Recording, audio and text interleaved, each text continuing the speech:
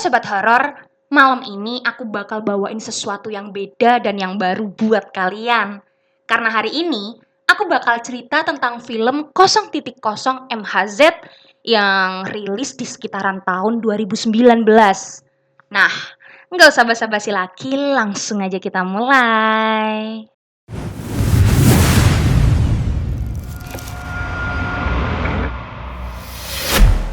Film ini menceritakan tentang suatu kelompok bernama 0.0 MHZ yang dimana di kelompok ini beranggotakan 5 orang yang bernama Sohee, Sangyop, Yeonjung, Hanseok, dan juga Taeseo.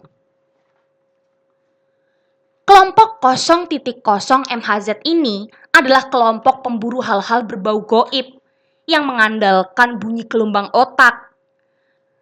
Seperti yang kita ketahui, 0.0 MHz adalah frekuensi jiwa orang mati bertemu hantu. Dengan kata lain, dipercayai jika gelombang otak seseorang sudah mencapai angka 0.0, maka orang itu tubuhnya bisa dikendalikan oleh arwah alias kesurupan.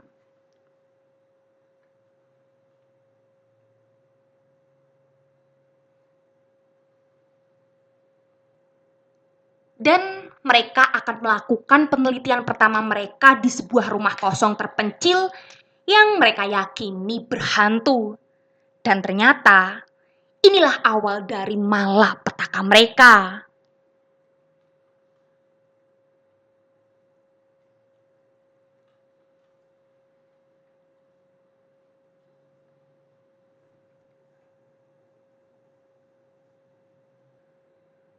Film diawali dengan penampilan seorang dukun wanita atau shaman yang sedang melakukan tarian-tarian untuk pengusiran roh jahat yang disaksikan beberapa warga kampung.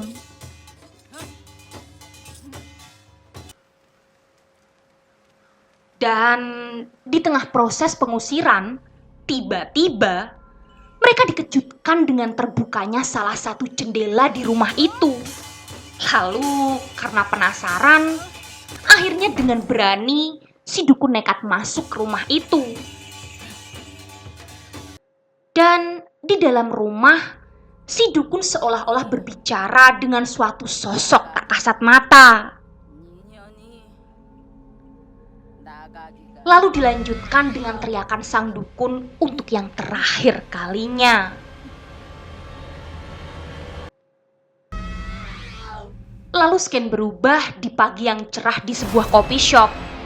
Ada pegawai pria yang melihat salah satu pelanggannya memperhatikan rekan kerjanya.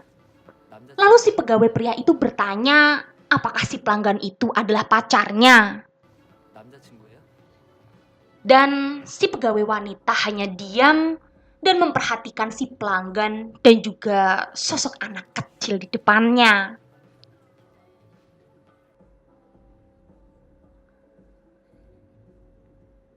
Dan di suatu ruangan basecamp kampus, terdapat 5 orang remaja yang sedang melakukan perkenalan karena kedatangan 2 anggota baru yang bernama Sohee dan Songyop. Lalu salah satu dari kelima remaja itu melakukan presentasi tentang rumah kosong yang ditampilkan di awal cerita tadi. Nah, salah satu anggota itu bercerita bahwa di rumah kosong tersebut telah terjadi peristiwa yang kelam, di mana kabarnya dahulu rumah kosong itu ditinggali oleh seorang wanita yang kurang waras. Dan suatu hari wanita itu memutuskan untuk bunuh diri, dan karena rumah si wanita itu terpencil, maka saat ditemukan jasad wanita itu dalam keadaan membusuk dan juga dengan tubuh yang jatuh ke bawah dan terpisah dari kepalanya. Nggak bisa ngebayangin kan gimana posisi jasad wanita itu. Nah, mulai saat itu, hantu si wanita mulai meneror siapapun yang datang ke rumah itu. Kabar itu dikuatkan karena ada salah satu mahasiswa jurusan musik yang pernah ke sana dan bertemu dengan si hantu wanita. lalu mengabadikan wajah si hantu wanita dalam sebuah lukisan.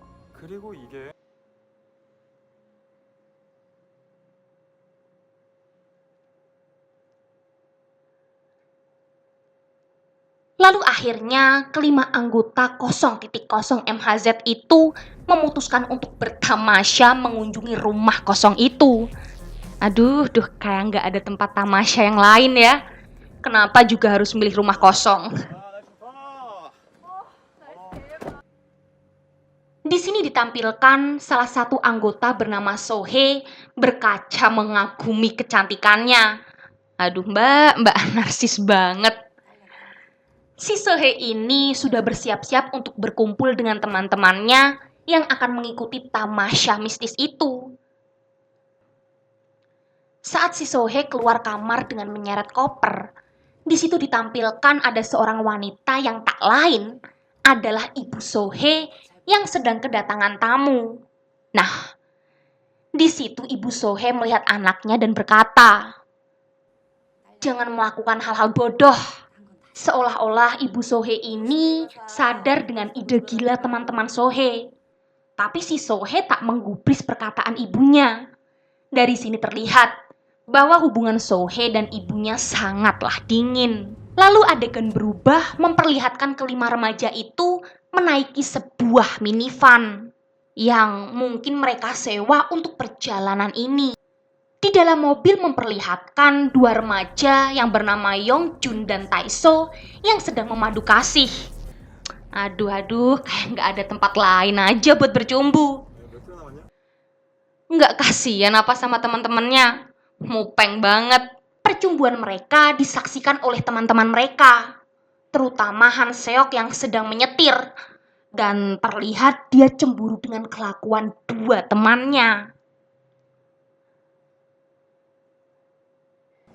Di tengah perjalanan, mereka memutuskan untuk berhenti di sebuah warung kelontong.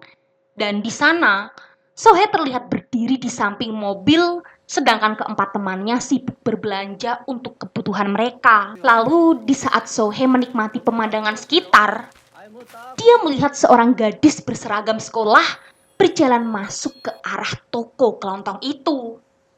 Tapi yang anehnya adalah di antara kaki gadis itu terlihat ada darah kering yang menempel. Lalu dari sini Sohei sadar bahwa sosok gadis yang dia lihat itu bukanlah manusia, melainkan adalah sosok arwah gentayangan. Nah sobat horor, sampai sini kita sadar bahwa ternyata Sohei memiliki kemampuan untuk melihat para arwah, atau bahasa gaulnya, si Sohei ini adalah anak Indihome. Maksudku indigo.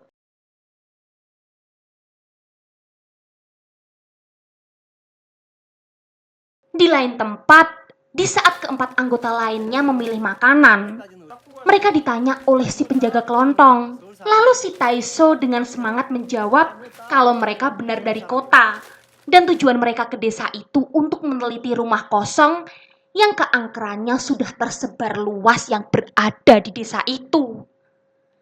Lalu dengan ekspresi marah, si penjaga toko memperingatkan mereka bahwa rumah kosong itu adalah tempat yang menyimpan kenangan menyedihkan bagi warga desa, dan dia melarang Taeso dan kawan-kawannya ke sana. Mendengar keributan antara penjaga toko dan Taeso, ia langsung membayar belanjaan dan mengajak teman-teman mereka untuk menuju ke mobil. Setelah mereka naik mobil, si Sohei ini melihat ke arah si penjaga toko. Dan yang mengejutkan adalah di belakang penjaga toko itu terlihat sosok arwah gadis berseragam yang ia lihat tadi. Singkat cerita, mereka tiba di rumah kosong itu. Di sana tampak mereka mengeksplor setiap bagian dari sudut rumah kosong itu. Di salah satu adegan, terlihat Yongjun sedang melihat-lihat ke arah dapur. Dia terlihat penasaran dengan isi panci yang ada di atas tungku itu. Dengan perasaan yang sedikit takut, dia memberanikan diri untuk membuka isi panci itu. Dan ternyata isinya adalah, setelah lega mengetahui isi panci itu, nggak kapok-kapok si Yongjun itu malah penasaran dengan di bawah panci itu. Yang dimana di bawah panci itu adalah tungku yang tersambung dengan suatu saluran yang entah menuju kemana. Nah, Sobat Horor, dari sini kita sudah mulai mendapatkan sedikit clue. Kira-kira si hantu bakal muncul dari mana?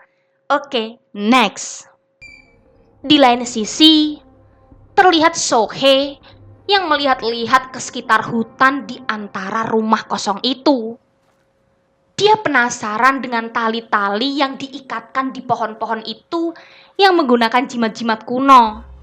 Nah, di saat si Sohei melihat-lihat jimat itu, seketika tubuhnya terasa sangat berat dan limbung. Dapat kita lihat, si Sohei ini kayak orang mabuk, sempoyongan. Awalnya aku pikir si Sohei ini bakal kerasukan. Aing macan.